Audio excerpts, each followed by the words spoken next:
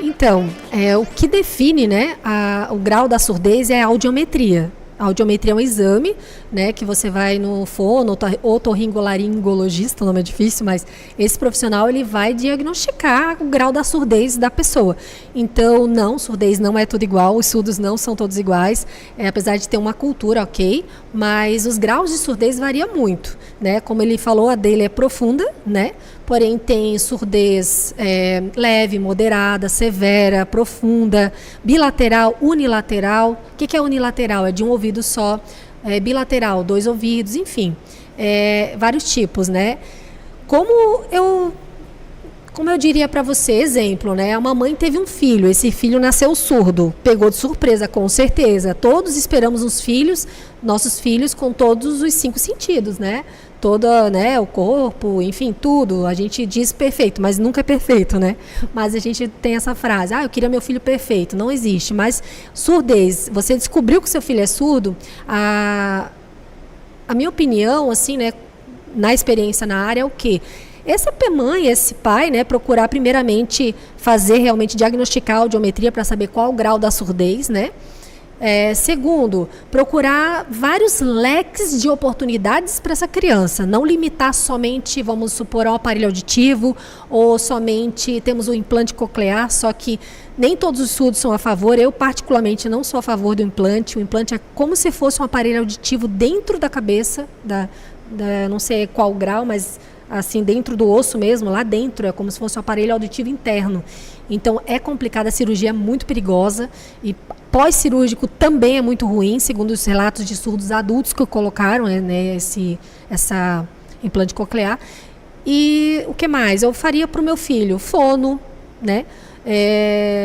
Ver se ele tem interesse no aparelho auditivo, porque alguns pais obrigam, né, a criança a usar, como meu marido disse, às vezes não é bom, depende do ambiente que você está, incomoda, e como eu disse, né, o implante coclear não tem como tirar, o aparelho auditivo ele tira, né?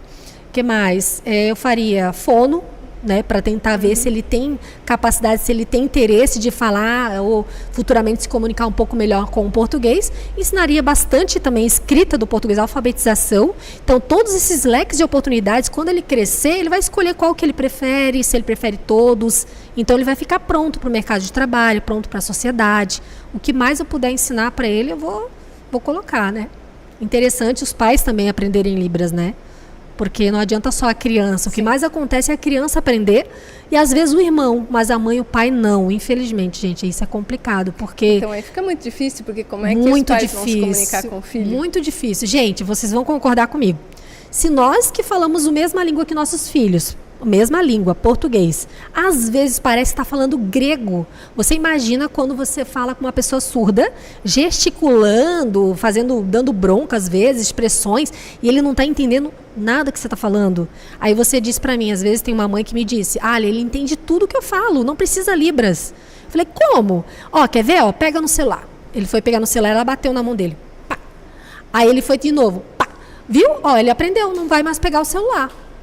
Foi essa a fala da mãe, incrível. Eu falei, tá bom, mãezinha, eu entendi, ok.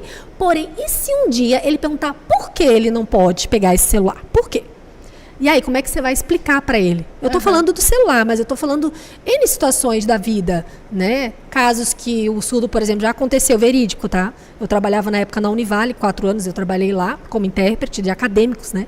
E também trabalhava na rede municipal, como eu falei, como efetiva. O que aconteceu? Eu trabalhando na Univale, 10 horas, quase finalizando já a Univale. Aí uma mãe me liga. O meu filho, não vou dizer nomes, né? O meu filho fugiu de casa, ele me ajuda. Eu falei, calma, ele é meu aluno. Ele tinha, na época, 11 anos, ou 12. Aí eu disse, não, calma que eu vou resolver. Eu já sei onde ele está. Onde? Calma que eu já vou resolver. Liguei para minha casa. O meu marido, na época, né, o meu ex-marido, né? Atendeu. E disse... O que aconteceu? Eu falei, meu aluno teve aí, o aluno, não é meu aluno, é o aluno que eu trabalho, a gente chama de cliente, nosso cliente. Ele tá aí, o fulano dele, sim, ele apareceu aqui, eu não deixei ele entrar porque ele veio com um menino aí, eu não conheço. Aí eu falei, só descreve pra mim quem é o menino. Ele descreveu, eu falei pra mãe, liguei pra mãe, tranquilo, ele tá com fulano de tal, esse fulano de tal tem uma família boa, mora perto, eu não sei onde é a casa, mas ele vai dormir lá hoje, com certeza. Do jeito que você me contou, que ele pulou a janela, chutou a moto, caiu no chão, ficou muito nervoso. Aí, tudo bem. Eu falei, espera que amanhã ele vai para a aula e aí eu converso com ele. Como é que você sabe, Ali, que ele vai estar lá na aula? É porque eu vou estar lá, mãezinha. E eu falo Libras. Por isso que ele veio me procurar. Não porque eu sou melhor que a mãe dele, ou porque eu sei Libras e ele queria desabafar. Ele estava muito nervoso, ele não conseguia conversar com a mãe, então ele fugiu de casa. Nossa. No dia seguinte, eu fui para a aula, a diretora estava com o pé batendo assim, muito brava nas minhas costas lá, e eu lá na pracinha, no Pedro Riz na época, batendo o pé,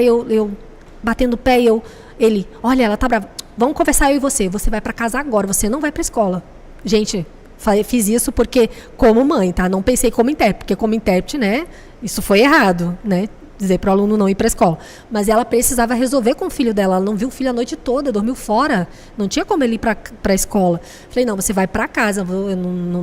Você não vai deixar sua mãe nessa angústia. Peguei ele, botei ele na garupa da minha moto e levei ele para casa. Chegando lá, a gente conversou. O que aconteceu? Ele queria só jogar videogame. Só que era segunda-feira, 10 horas da noite.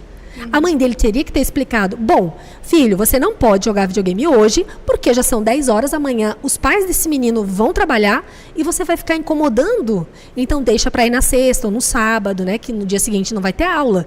Então é isso que ela deveria ter dito. E foi isso que ela disse após eu estar lá. Eu interpretei a conversa dos dois, se abraçaram, se beijaram, choraram. E estava tudo resolvido. Então a comunicação é importante. Hoje você está com o seu filho de 5, 6, 7 anos de idade, está tudo bem. Mas um dia ele vai virar um pré-adolescente.